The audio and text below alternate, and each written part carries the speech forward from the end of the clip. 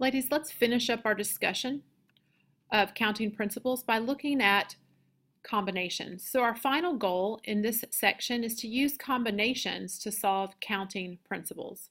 We want to look at combinations of n objects taken r at a time.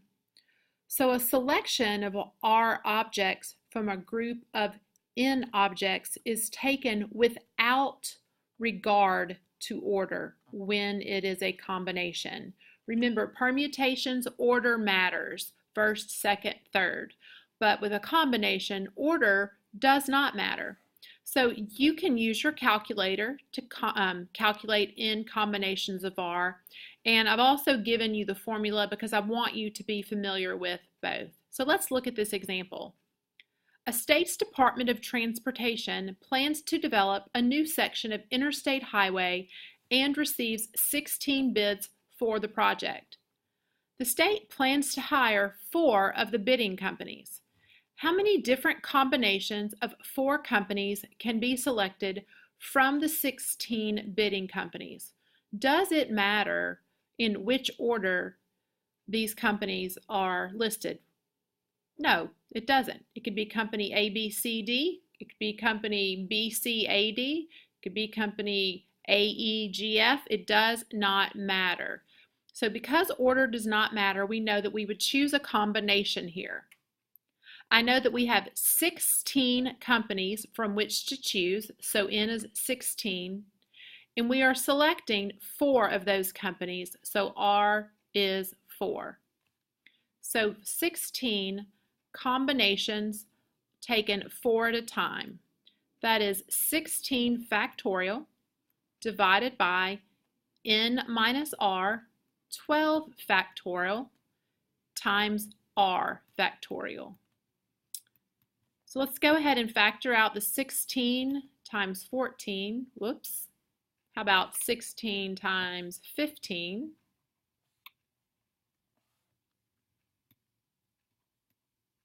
Times 14 times 13 times 12 factorial divided by 12 factorial times 4 times 3 times 2. And if you would like to put times 1, you may. So the 12 factorials will cancel.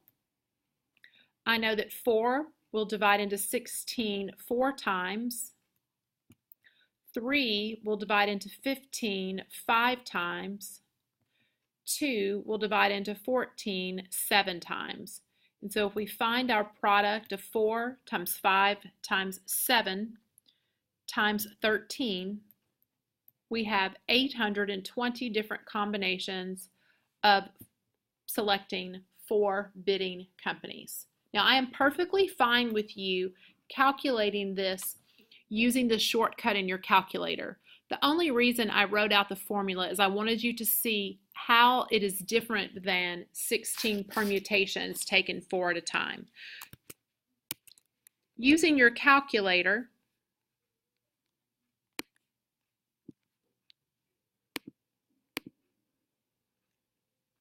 you calculate combinations by going to Menu, Probability, Combinations. And in the same way as with permutations, you enter the value for N, and then a comma, and then the value for R in 1,820. Okay, so how do you know which counting principle to use? When you're solving, you want to make sure you choose the appropriate counting principle.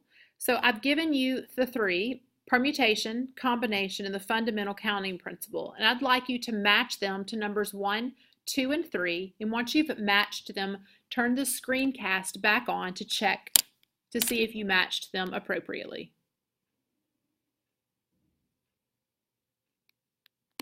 All right, so let's see how you did. Are there 2 or more separate events? And that would be the fundamental counting principle.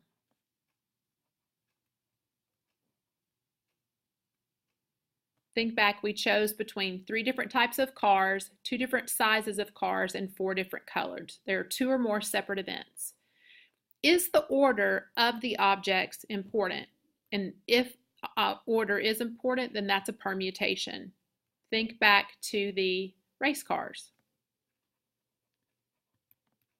Or making the 4-digit combination where no digits can repeat. Are the chosen objects from a larger group of objects in which order is not important? And if you said combination, you would be correct. Remember back to selecting our construction company, order doesn't matter. There may be times when more than one counting principle is necessary, so make sure that you recognize how to select between these three. Thank you, ladies, for your time.